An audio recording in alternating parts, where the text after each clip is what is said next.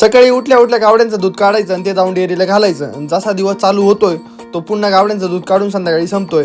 तर नमस्कार भावांनो, मी प्रतीक द पार्ट टाइम इंजिनियर. स्वागत आहे तुमचं नवीन ब्लॉगमध्ये. तर आज सकाळी सकाळी धुकं पडलं होतं. म्हटलं धुकं जरी बघायला लय गोड वाटत असेल ना, ते मोकार रोग घेऊन येत असतंय.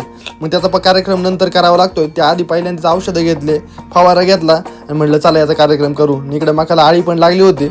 एक जण म्हणे पुढच्यान असते ती, पुढच्यान जरी असली तरी आळी आम्हाला सहन होत नाही आणि तिचा आम्ही कार्यक्रम करत असतोय. इकडे आपली कुटी पण बिघडली होती. म्हणलं नको जास्त चाऱ्याची नुकसान, मला मागायचं सारा आहे.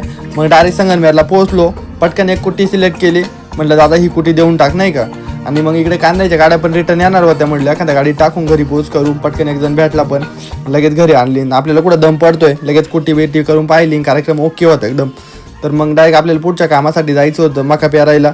तर मका पेरायला जाऊन पोहोचलो. त्याआधी पाहुणचार झाला नाही का. पाहुणचार होतं म्हटलं हेच लागतं आपल्याला, एकदम भारी वाटतं नाही का अशा वेळेस. तर मग तेवढी मका वगैरे पेरून डन केली. आणि ते काका म्हणे जाय हो जात आणि लक्ष्मी घेऊन जाय तुझी. तर मग थांबलो, लक्ष्मी घेतले.